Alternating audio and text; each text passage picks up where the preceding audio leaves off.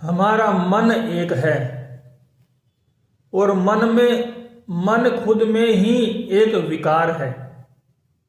अगर ज्ञान दृष्टि से देखें तो पूरा मन ही विकार है। अगर भक्ति की दृष्टि से देखें तो मन को भगवत स्वरूप बनाया जा सकता है। लेकिन हम अभी विकारों की बात करेंगे। मन एक विकार है, लेकिन वो 5 रूपों में प्रकट होता है। मन के जो विकार हैं वो 5 रूपों में प्रकट होते हैं, जिन्हें काम, क्रोध, लोभ, मोह और अहंकार कहते हैं। ये पांचों 5 नहीं हैं, ये एक ही प्रक्रिया के 5 क्रम बिंदु हैं। क्रम से ये एक ही विकार के अलग अलग क्रम से रूप हैं। अगर हम क्रोध को अलग कर लें, क्योंकि क्रोध की अपनी कोई जड़, कोई रूट नहीं होती, और बाकी बचे 4 विकार,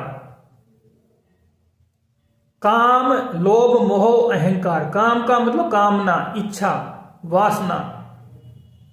जब कामना उत्पन्न होती है,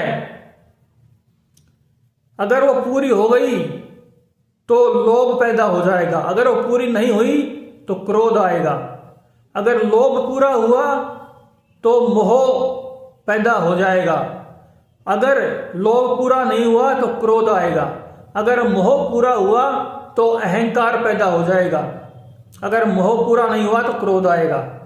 अगर अहंकार पूरा हुआ तो फिर से नई नई इच्छाएं पैदा हो जाएंगी, नई नई कामनाएं पैदा हो जाएंगी।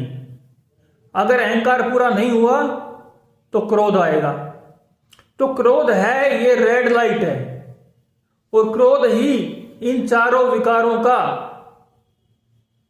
रक्षक भी है और इनको दिखाने का माध्यम भी है। एक साधक को क्रोध के माध्यम से यह पता लग जाता है कि उसके अंदर इन 4 में से कौन सा विकार है।